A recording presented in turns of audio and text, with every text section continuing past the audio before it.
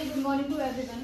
अभी तक आपने संविधान के बारे में काफी कुछ जाना, तो चलिए अब हम बात करते हैं संस्थागत व्यवस्थाओं के बारे में। संस्थागत व्यवस्था है, ये सुनकर आपके मन में सवाल उठा होगा कि संस्थागत व्यवस्था होती क्या है। तो मैं आपको बताती हूँ। संस्थागत व्यवस्था है भारत के प्रमुख संस्थाओं को संतुलित रूप से व्यवस्थित करना है, यानी विधायिका, कार्यपालिका, न्यायपालिका। विधायिका जो कानून बनाती है, कार्यपालिका जो कानून को लागू करती है, और न्यायपालिका जो कानून को फॉलो करवाती है।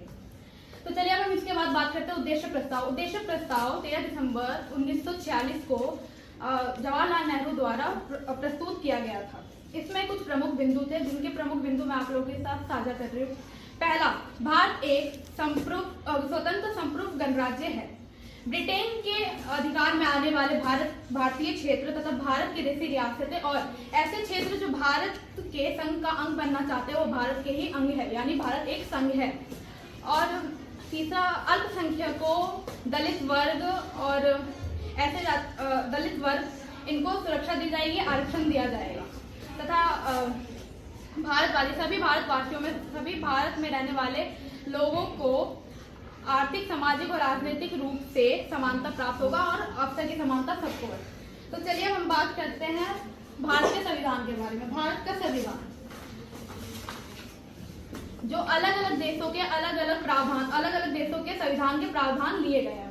पहला, ब्रिटेन से सर्वाधिक मत के आधार पर जीत का फैसला। तो दूसरा, सरकार का संसदीय स्वरूप, कानून बनाने की विधि। और इसके बाद हम बात करते हैं आयरलैंड की। आयरलैंड से हमने नीति निर्देशक तत्व लिए हैं। फ्रांस से हमने स्वतंत्र, समानता और बंधुत्व का सिद्धांत लिया है तथा हमने कनाडा से हमने एक अर्धसंघात्मक सरकार लिया है, परंतु हमारा जो केंद्र सरकार है वो अधिक शक्तिशाली है, क्योंकि ये भारत के लिए आवश्यक था। और हमने अवशिष्ट विषयों का सिद्धांत लिया। अवशिष्ट विषय क्या होते हैं? हमारे संविधान में 3 सूची है, केंद्र सूची, राज्य सूची और संवर्ती सूची। केंद्र सूची के विषयों पर केंद्र सरकार कानून बना सकती है, राज्य सूची के विषयों पर राज्य सरकार कानून बना सकते हैं, संवर्ती पर दोनों ही बना सकते हैं। परंतु जब दोनों के विचारों का मतभेद हो तो केवल केंद्र सरकार की ही बात मानी जाएगी। अवशिष्ट विषय वो विषय है जो तीनों ही सूचियों में नहीं आते, जो कंप्यूटर से रिलेटेड भी विषय अवशिष्ट विषय कहलाते हैं। उन पर भी कानून बनाने का अधिकार केंद्र सरकार को ही है।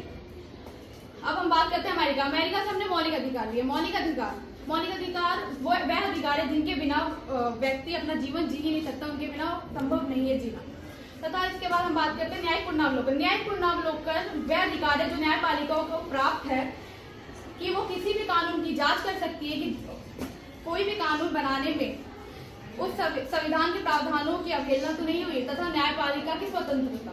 न्यायपालिका पूर्ण रूप से स्वतंत्र है। कार्यपालिका और विधायिका को न्यायपालिका से दूर रखा गया है, जिससे न्यायपालिका के किसी भी निर्णय पे कार्यपालिका और विधायिका का किसी भी तरीके से हस्तक्षेप ना हो सके।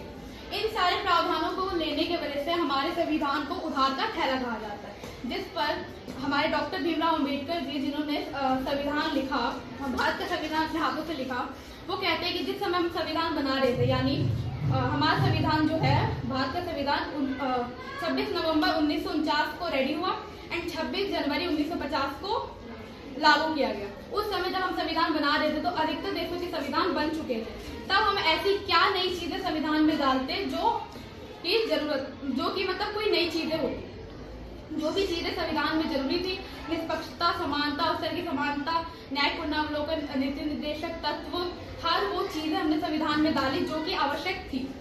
भारत एक विविधताओं का देश है। यहाँ पे अलग अलग जाति, धर्म, अलग अलग भाषा बोलने वाले लोग तथा अलग अलग संस्कृतियों के लोग हैं, ऐसी चीजें हमने संविधान में डालनी पड़ी जिससे किसी भी व्यक्ति को बेगानेपन का एहसास ना हो। तथा हमने वो सारी, हमारा जो संविधान है उधार का थैला नहीं, पर लेकिन एक पुष्प गुच्छ है जिसमें हर एक फूल है, यानी हमारे संविधान में हर एक देश के संविधान के प्रावधान है जो हमारे संविधान को मजबूत बनाता है।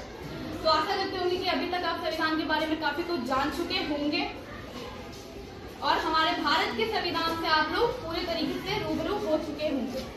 तो धन्यवाद।